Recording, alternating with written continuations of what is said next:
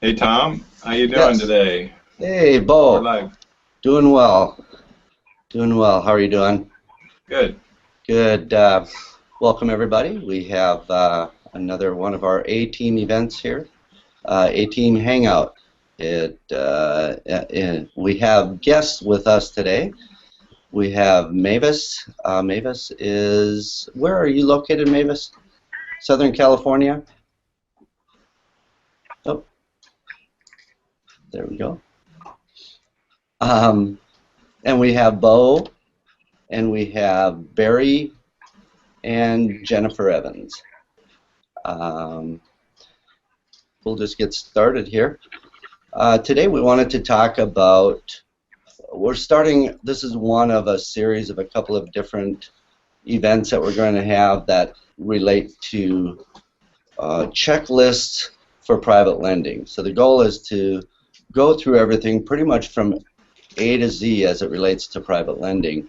Bo has worked hard on putting a checklist together. He and I have been working on different projects as it relates to project management. And so what we did is we put together a short PowerPoint. It's going to have some slides on it. And I think our goal with that is to have a discussion about what are the things we really watch for when it comes to vetting a borrower. And we'll, doing this, we'll build our content and then eventually put it together into another presentation that we more than likely will be sharing with the community. So anyone have anything they want to share before we get started? Bo, any thoughts? Should we just get started on this the first topic?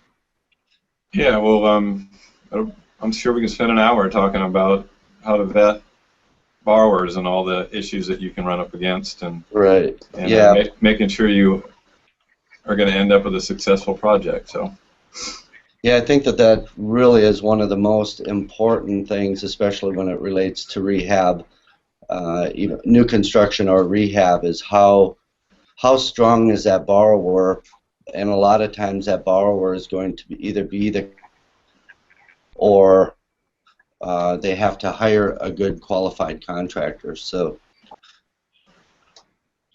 and okay, so My screen is okay, black as well. Let's see. it There we is. go. It's the analyzer, There and it there. is. The way I look at it, when a project comes in for us, what we'll do is we really want, and I've talked about this for us, really the 5 key things that we need on any project before we know that it's going to be a deal, whether it'll be a deal or not, is the purchase price, the rehab or the construction costs, the cash in by the borrower, the number of months it'll take from start to finish, and then the completed value. And the way I look at it, I always want those 5 items first before we get started on a project, before we start on any due diligence on a project, because without those, or whether it'll work or not. And a lot of times by looking at just those 5 items, we can get to the point where we know that it's probably not going to be a deal, so we can toss it out, or it may be a deal. So our goal is to sort of narrow it down as quickly as we can, so that we're not spending a lot of time on things that aren't really productive. So again, the price, the rehab or construction costs, the cash in by the borrower, the number of months to close out, and then the after repair or as completed value. Okay, anybody have any comments about that? Anybody have experience? Anything there? I mean, you've got a pretty good spreadsheet, Tom, that you use that does a really good job of analyzing this. So, um, Yeah, and it really only takes just those 5 items really in that analyzer for the very first initial analysis. and then as long as you know what your cost of your loan costs are, to be able to plug in around this information, you can figure Tom, out. the only thing else I would maybe add to that is maybe if there's any collateral. Mm-hmm. We have cash in by the borrower, but maybe some collateral they might have if cash is not enough. So that might just be another little item. Sure, sure. Yeah, and and there are going to be probably a bunch more that will eventually be added on. Right. What I would say on that one, typically what I'll do is, if there's no cash in, then we at least know that there's no cash. But if we don't have an idea whether they are or aren't putting cash in, then it's still hard to know whether it might or might not be a deal. But that's definitely a good point, that it could be cash or collateral. Mm-hmm. So we'll make a note of that. I have a question. Yes. Do you use this as you go along, like as these numbers change and your due diligence changes the numbers and you find it slightly different? Do you just plug it back into the same analyzer and make sure it's still a good deal, or more cash might be needed or something? Yes, the analyzer that we work with, that'll probably change. I mean, it's a working document for the entire process all the way through until we are really comfortable that we know what the value terms are going to be on the note. So it is definitely a working document. Yes. Especially when it comes to the rehab or construction costs, those are the ones that usually change a great deal. Or somewhat. So with that, and we'll be talking more about that later on in one of the other checklists, but it really is what has to get, it's the first thing that will have to happen before we can even get to talking about a borrower, because, well, before without a project, we don't need a borrower, I guess is what I'm talking about. And so the next thing is complete. Oops.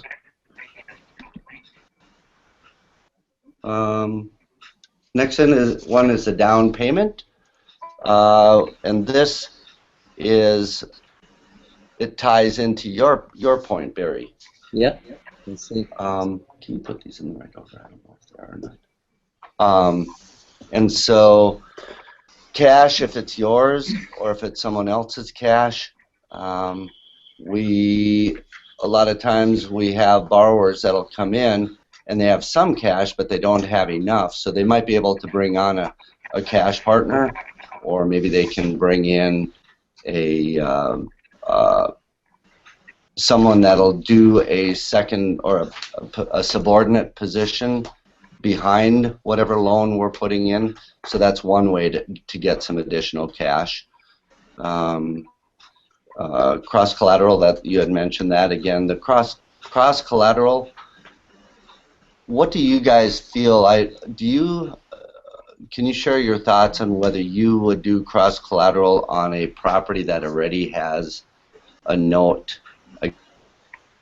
trust against it or a mortgage?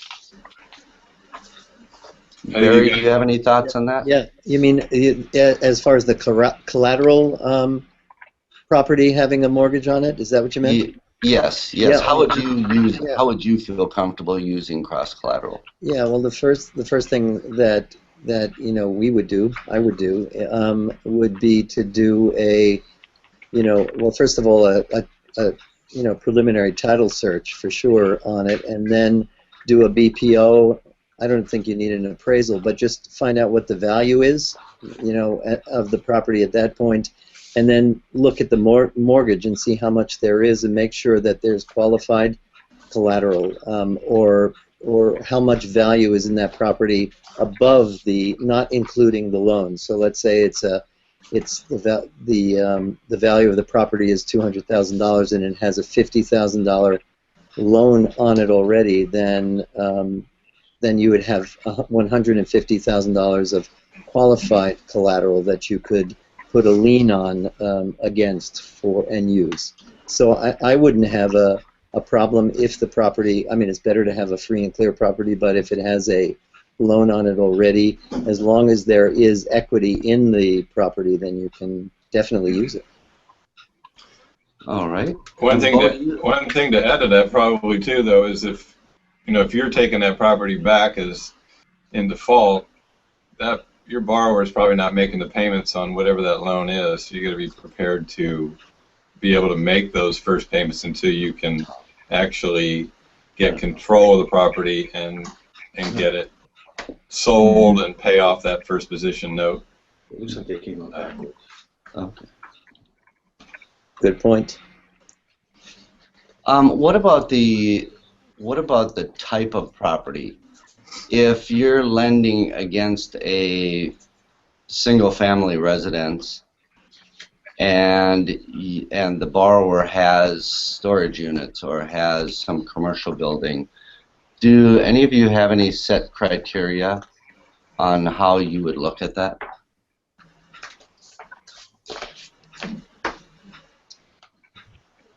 That's a good question. That's a good question. I don't know if there's value in the property. I don't think I would have a lot of problem. I mean, a commercial property takes a lot more research and may be more complicated, but I think it would be, if it's a great deal and we need to bring the loan to value down, and there is value in one of those properties, especially storage units. They're real popular. They're evidently cash cows, so maybe that would be good. But I don't know. How about anybody else? I have an idea. What if you did some research on that type of property to find out what the days on market would be if you did have to put it on the market? If it's not moving quickly, you could be stuck with a foreclosure for a long time. And especially if there's a first on it, you'd be in trouble.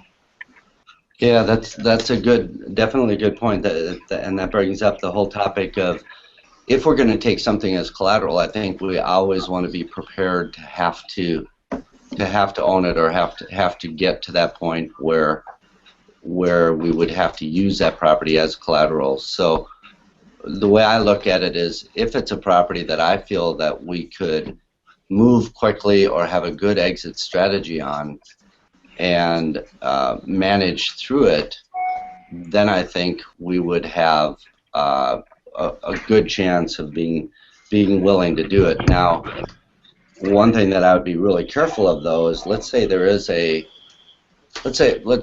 a wild number. Let's say it's $1 million property and there's a $500,000 first against it, and all you need is $50,000 as collateral.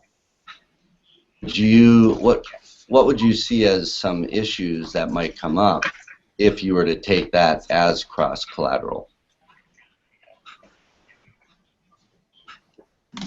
I guess one of the things I'm thinking of is that, what happens if if all of a sudden there is no potential to make the mortgage payments on that $500,000 first position? Mm-hmm.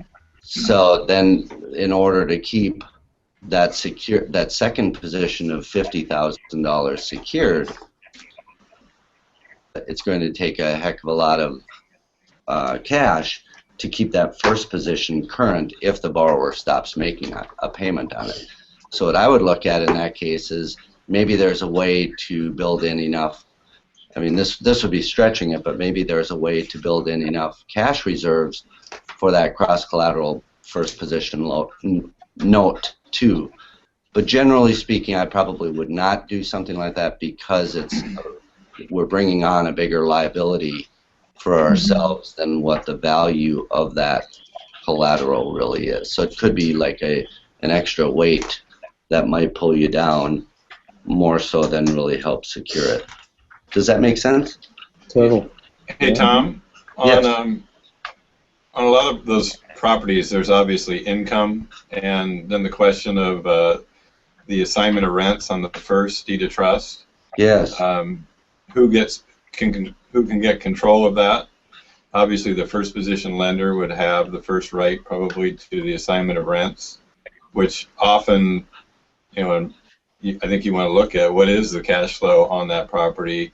Is it supporting itself? Is it already paying, the monthly rents on it, paying that first deed of trust? And are there excess Right. Can you profits? just describe for everyone how the assignment of rents works, and maybe also how lockbox works? The assignment of rents is if the property goes into foreclosure, the bank or the lender who has that position can seize the rents or all the income off the property to, pay the monthly debt to the lender, and Okay. then the lockbox is basically I'm not exactly sure how it works. I've never actually experienced it, but go ahead and explain that if you. Yeah, we've more never familiar with it. used that either, but basically what it is, at least as I understand it, is the lender opens up an account that has complete control of the account, and the money is directed right into that account specifically. Tom, have you ever worked with lockbox with a lender? No, I haven't. I think it basically gives you the right to send a letter to all the tenants and redirect all cash to that private account, and they can't. The borrower can't go into court and tell you can't do that. Basically, it's going to hold up if they challenge it, assuming it's actually in default. Yeah. So it's permission to redirect the income from the property to a separate account, which would generally be generally it would be in a lockbox account, and then with that lockbox, what they have the right, that lender then has the right to take out any monies that is owed for the mortgage or for the loan, and once that are required to release the rest. That's my understanding of it. I have Tom, I just looked it up, and there's hopefully if this is the correct definition, it says it's a service that a bank provides in which it processes payments for a company. The company directs its customers to send payments to a lockbox at the bank, whose employees then collect the payments and deposit them directly into the company's account. So I guess it's a process. Gotcha. Great. Good. And so did we finish on so we were talking about using a different property classification as collateral other than the property that we're lending on. Anybody have any additional comments on that? The only other thing you want to make sure is you read that first deed of trust and make sure that you can put a second loan behind that first position, and not, because I've read them, and most of them will say that the lender needs to be contacted in writing that you're actually doing it, even if they don't state that you can't do it. You may have a right to notify them that you are doing it, therefore otherwise that first position note could go into default, could be in default. I see. Yep, that makes sense. I have one more point. You want to make sure your cross-collateralized properties are the same state. If you cross in state lines, a lot of times you end up with separate closings and a lot of extra expenses with attorneys and such. So that's always a good thing to ask when you're looking at that. That's a really good point. I know that it takes quite a bit more. There are some issues with making sure that the deals in some states, if both states require a broker, there's going to have to be some sort of a relationship between those two. But I agree with you totally, Jennifer, that it's much easier to do cross-collateral if it's in the same state. Have you done any work with cross-collateral, Tom or Bo, as it relates to out-of-state? Not out-of-state. I've just done same city. Okay. Jennifer, were you going to say something? I think that was Mavis. Oh, Mavis? All right. Yeah, I actually got a question on cross-collateral, meaning that how do you determine the amount of the cross-collateral? Because sometimes we don't take the entire property as a cross-collateral. We take maybe 80,000 or a portion of the second property as cross-collateral. How do you determine what is the appropriate equity in addition to the property they're pledging? That's a good question. I think really, as far as I'm concerned, my answer to that would be that it depends on what your underwriting criteria is. What would you think, Mavis? What would you guess that, or what would you suggest that might make sense? Or does anybody else have comments?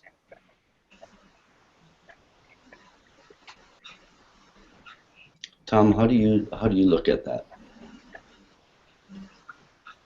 Well, you know, I haven't done it yet, so Okay. I really haven't faced it.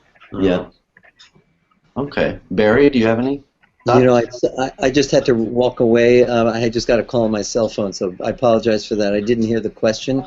Sorry. So the question is, how does one determine how much should be used as cross collateral? How much should be required?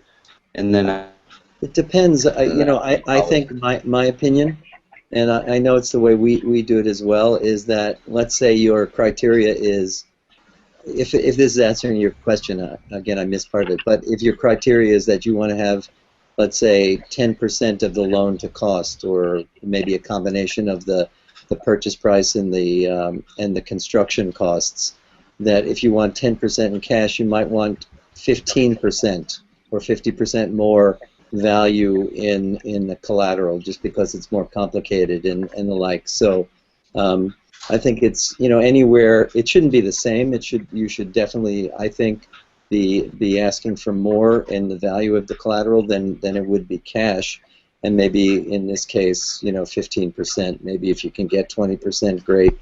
But does that answer your question, Tom? as far as the usable collateral, I think that relates to what you said earlier, that if there's, just use an example, if it's a $100,000 property and there's a $40,000 note against a loan, lending criteria and cross collateral is up to 60%, that would mean you'd have a $20,000 buffer or $20,000 worth that you could allocate to the cross collateral, to the position of cross collateral. Right. Make sense? Makes sense. Total. Yep. Great. And then that brings up another question, though, and that is that, let's say that there's a property for, use that $100,000 again, and you only need a $20,000 position against it. What if the borrower, what if the borrower or the person with the cross collateral only wants a $20,000 lien against it? Would you consider that, or would you aim for getting the entire property as cross collateral? So would you, if they wanted it limited, would you feel comfortable limiting it to $20,000? Well, You have to probably ask why are they concerned about it? Are they gonna, do they want to put another lien behind your lien? Right. I think you need that sort of Damocles hanging over his head, that he knows he's going to lose the whole thing, which will make him pay a whole hell of a lot more interest in his current project, so he doesn't lose whatever equity he has in the other property and then lose the whole thing. Right. I agree with Barry. If you're going to go through the hassle of having to close on it, then you need to get a lot more than just Get the plenty. value of the loan. Mm-hmm. hey, Tom, and I'm right with you. I said 15%, but I'd go for the whole thing first and get as much as possible. But then if you have to, you know, but when Tom asked that question, you're you know, we're looking for, I think, at least a certain amount. But I agree, as much as, you know, as much as you know, can protect you as possible. And as Tom was saying, you know, before, you know, you want to make sure of that. But at the same time, I think that, you know, it's something to really think about, and that is, like, if there is a loan, you've got to be really careful. I think we go for the collateral and don't think of the consequences, as others brought up. So I think that's a really, out of all the collateral discussion here, it's great to get the collateral, but I think thinking about what the implications of, or the dangers in the collateral also for you, I think that's a really great, important point, a takeaway from that. Good, good.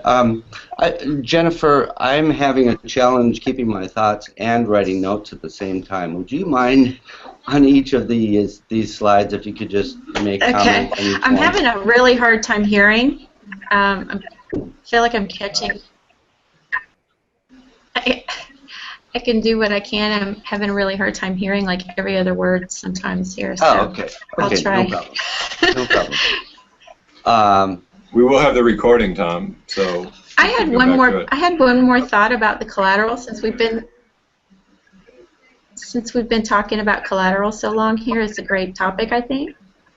Okay, one of the questions I had with cross collateral is when you're looking at the original loan, and if you were to lend just on that one piece of property, and the collateral is allowing you to lend like 85% of the original property and the rehab and the ARV of the original property, it always makes me a little bit nervous because if the selling price or the ARV isn't right on that property, you're not going to get back the original or the loan amount based on the original property, even though you have a collateral there and the LTV looks lower because of the collateral.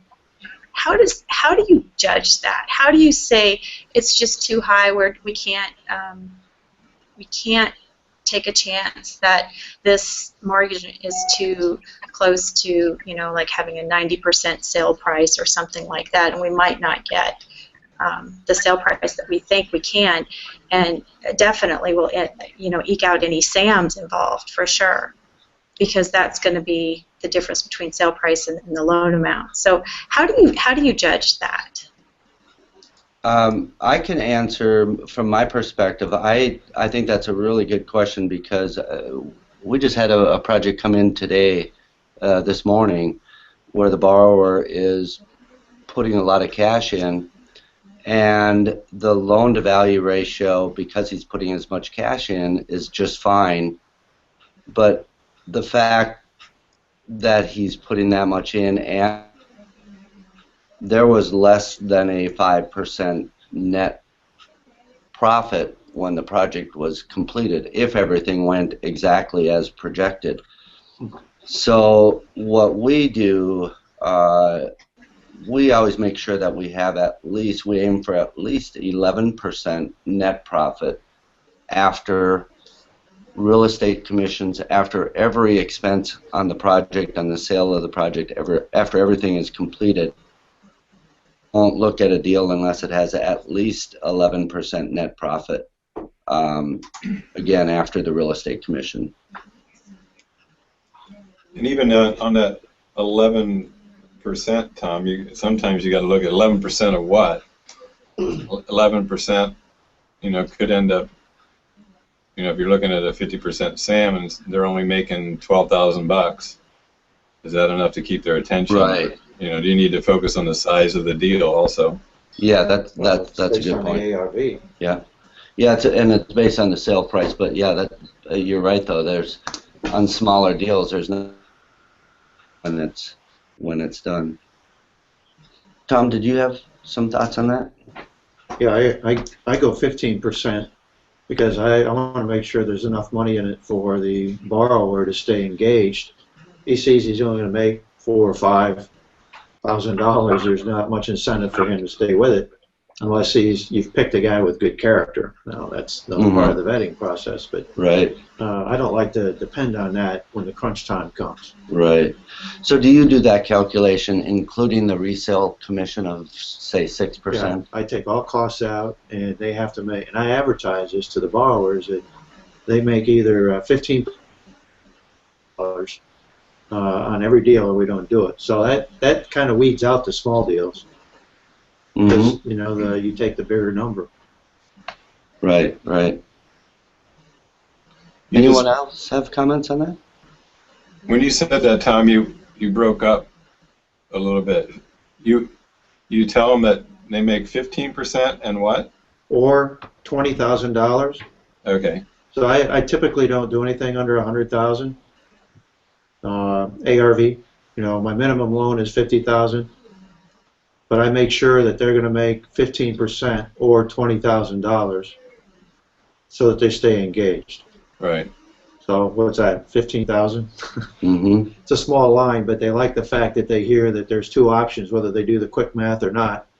They like the fact that I'm in it with them to make money. All right. What else do we have? I'll say one last thing on the cross-collateral property.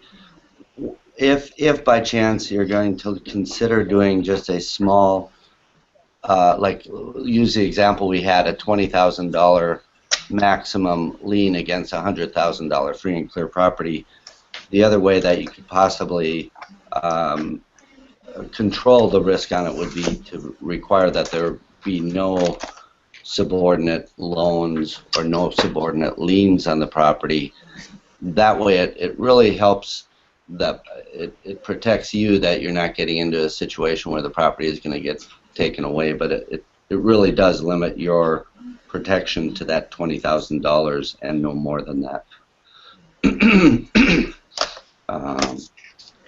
Okay, so we have next. Has anybody here used a credit partner? No.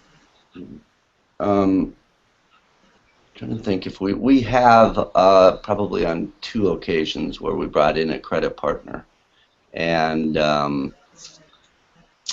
that was fortunately everything went smooth on them, and they were never needed. But basically, the idea being that actually we have another one too where we are requiring that because we have to know that the exit strategy is going to be strong enough. The borrower doesn't have good enough credit, and so as a secondary exit, it would be to refinance property. Well, to refinance property or to get financing on it, it requires good credit in this case. And so the credit partner, that second exit strategy is going to be solid. Are you binding that credit partner by contract? Yes, by signature on the note, actually. Okay. Yeah. Is there any time that you would use a credit partner other than that up front to put the deal together, or would it always be just on an exit strategy scenario? I can't think of any time when it would be used up front, but other than to do it up front so that you know you have it when the exit strategy comes. But do you have any thoughts? And I mean, unless a credit partner had cash or a cash account or something that you could bind, which would be still just a form of collateral, I guess. But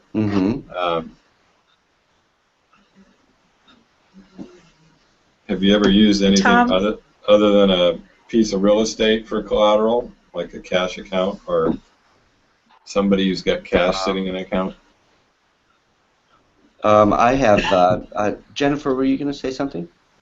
I was just going to ask if the credit partner was the same thing as having a co-borrower or a co-applicant. I know one time we had a lady that had just had a bankruptcy, and we understood everything that went on with it, and we kind of understood why she was in bankruptcy.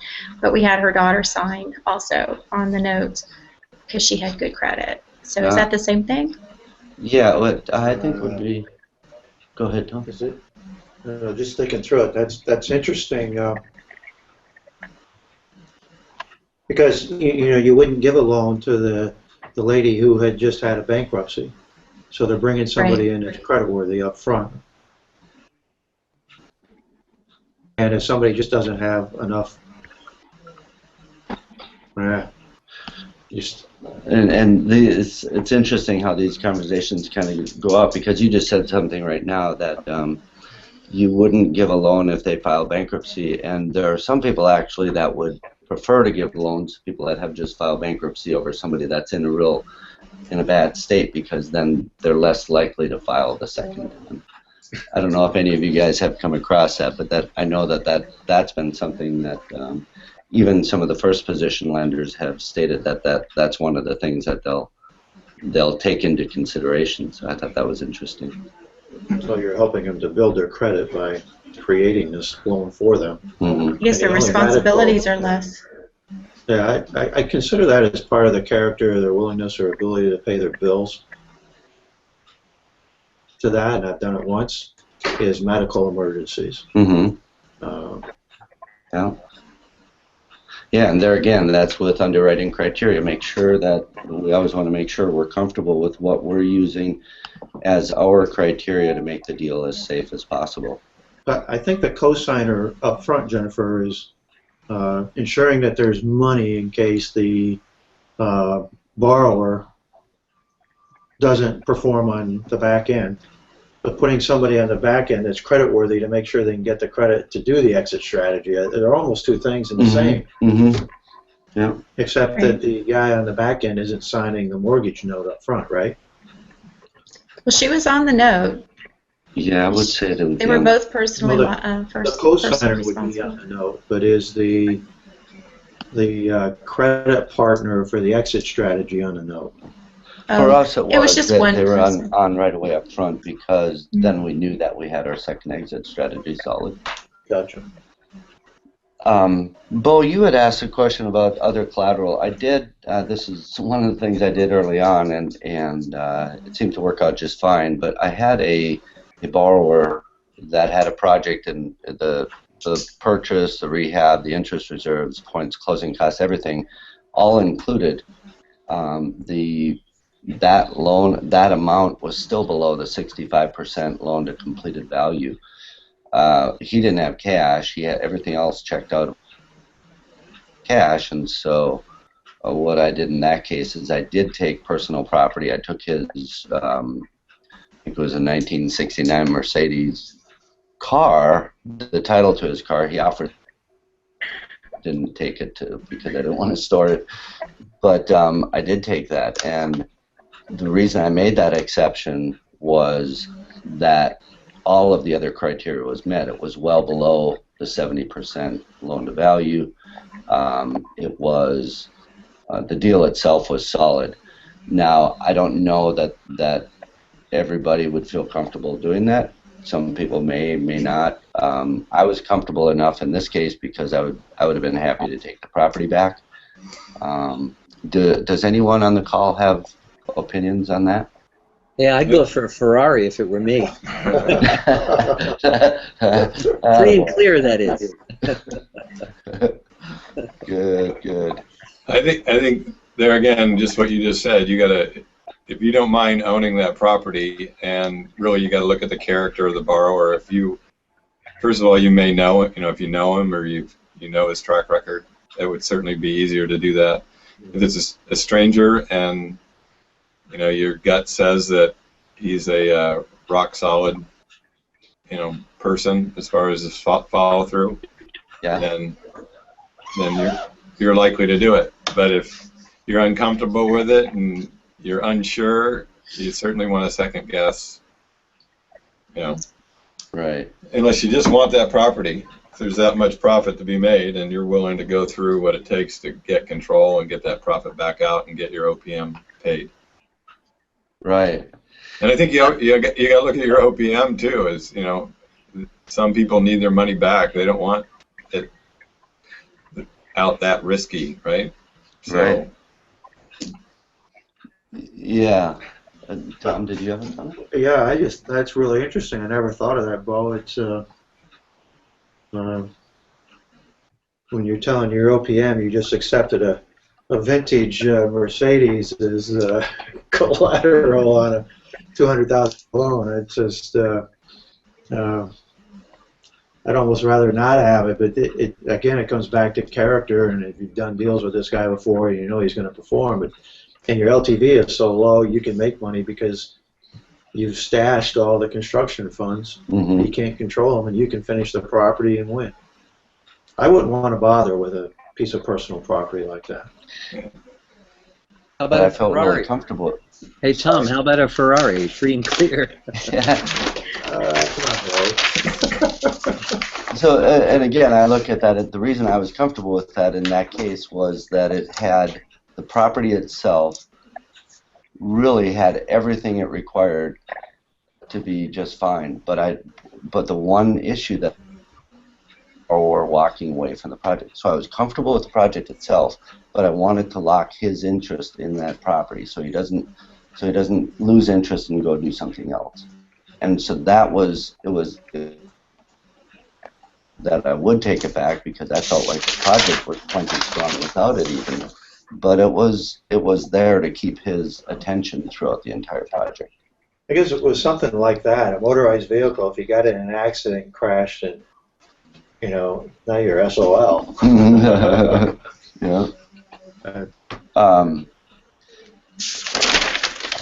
There's another thing what that was. Okay, so moving on, subordinate seller carryback. So anybody want to take a shot at describing subordinate seller carryback?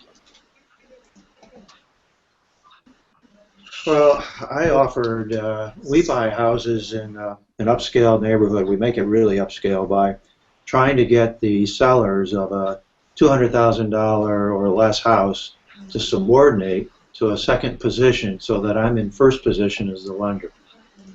This is the first time I've seen that, and so that's what I'm thinking. The seller really wants to get his money, but he's not going to get as much money as perhaps he would get on the back end if he were patient enough to take a second position. So if he wants $200,000 for his house, my borrower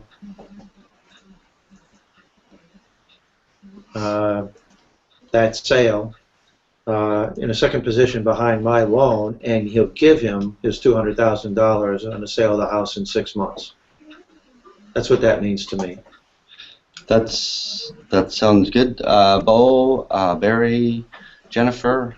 Yeah, we have one right now that we're basically negotiating. It's just simply where the seller will, reduce, in a sense. They're gonna be selling the house for the same amount of money, but let's say the house is selling for $200,000 and you need $50,000 less in order to bring it down. Let's say you have 65% loan to value and you're at 67, and you by the seller carrying, taking that $50,000 at the sale of the house at the back end, it brings down the loan to value because in a sense the purchase price is less at the time of purchase, and then they simply subordinate. Some of them, if they're willing to subordinate into a third position, if you're comfortable with it, or whatever position you might be in, then they get whatever you agree to, a percent, of interest in 6 months or 9 months at the back end, and the deal works, and they make more money. If that's only, though, in the rare case that the seller is willing to not take all their money at once, and they get more money out of the deal. Or sometimes the borrower will say, hey, listen, we'll give you $20,000 more at the very end if you carry back $50,000. So they tend to creatively finance, and it works if they're willing to do it. In that rare occurrence, they might be the seller. Right. Bo, any comments? Jennifer? I guess I would be concerned if the first position or whatever position that we had would be 65%, and then the seller was going to carry another 20% or something. That's taking away from that margin of profit, that we're all taught to look at. So I would really look hard at that and make sure that all the numbers work out for the sale of the property, and to make sure that there's some profit involved for the borrower. If something happens and they can't sell it, or if we end up holding it for an extra 3 or 4 months, make sure that there's enough built in there that if interest is paid, that there's still quite a bit of profit to keep that borrower working and keep it on the high priority list. Right, I agree 100%. I think that I think one could even look at it similarly to cash in. It's not quite as good as cash in by the borrower, but it's the same scenario where even if the borrower is willing to put a lot of cash into the deal, if there's not going to be any profit at the end of the deal, is it going to be looking at doing at least this sort of model that we're working with, where we do the shared equity on the back end? And so when there's rehab or construction involved, that increases the risks because there's more things that can go wrong through the process. It can go over budget, it can go over time. And that's where you start squeezing in on if you really only have a 7 or 8% margin built into a project after all expenses, and things start squeezing in, and it takes longer, it takes higher budget, the budget is running over, you can eat that up really quickly. So I definitely agree with your point there. So I just want to clarify, carryback is used a lot when people buy houses, and it's so there are a lot of people in the real estate business that know about seller carryback. The difference when someone is buying a house and they use seller carryback, it means that the note holder really just agrees to subordinate behind, or the homeowner agrees to allow a first position basically on the property. Whereas when we are lending against a property, we need to have them be paid off and have a new note written up against the property. So I guess what I'm saying is on the seller carryback, generally it's by way of some sort of owner financing, where they will they call them contract for deeds or land contracts or that type of thing. So I think that's what most people are familiar with when carrybacks are talked about, but it's the subordinate carryback, so it goes behind the existing financing that we're talking about. Any questions, comments on that? So all of this, pretty much everything on this list is something, the cash partner, the cross collateral, the collateral partner, the credit partner, or the subordinate seller carryback.